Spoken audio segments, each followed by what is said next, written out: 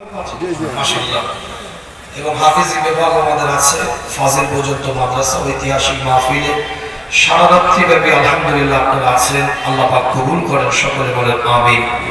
গুনাহগার আপনাদের খেদমতে একটু দোয়া নিতে আসলাম, আল্লাহ কবুল করেন। সকলে জানেন আমার আব্বাজান গত 5ই ফেব্রুয়ারি তাহাজ্জুদের ওয়াক্তে জিকিরের হালাতে আল্লাহ পাকে দুনিয়া থেকে বিদায় নিয়েছেন।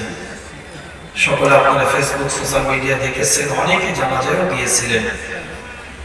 তো মনটা এবছরে এই জলসায় আমি যখন গাড়ি নিয়ে আসছি তখনই মনটা খুবই একটা কষ্ট হচ্ছিল।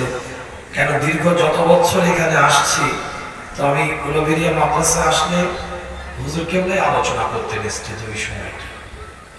আর এবারে আপনাদের এই উলুবেড়িয়া এই ঐতিহাসিক ইসলামের সাহেব ইস্তেহাকটা দেখেও আমার চোখে পানি এসে গেছে।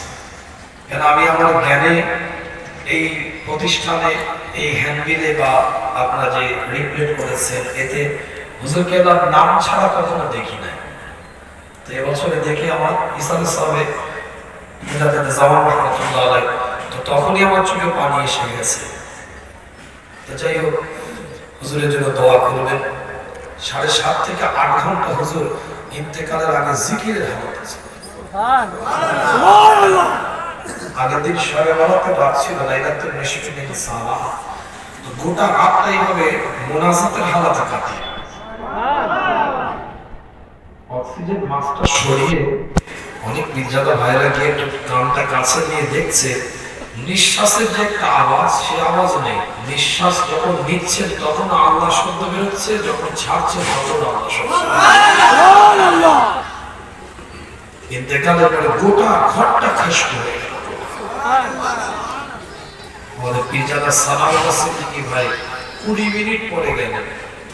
তাহলে আমাদের রাকিবুল আজিজ বখতিয়ারি গজল গায় ইন্টারনেট ইউটিউবে, আমাদের মাজারের দরগা ওই 25 মিনিট আধ ঘন্টা পরে গিয়ে বলছে আমার হাতটা ধরে, ভাইজান গোটা ঘর তো খাস করে গেছে।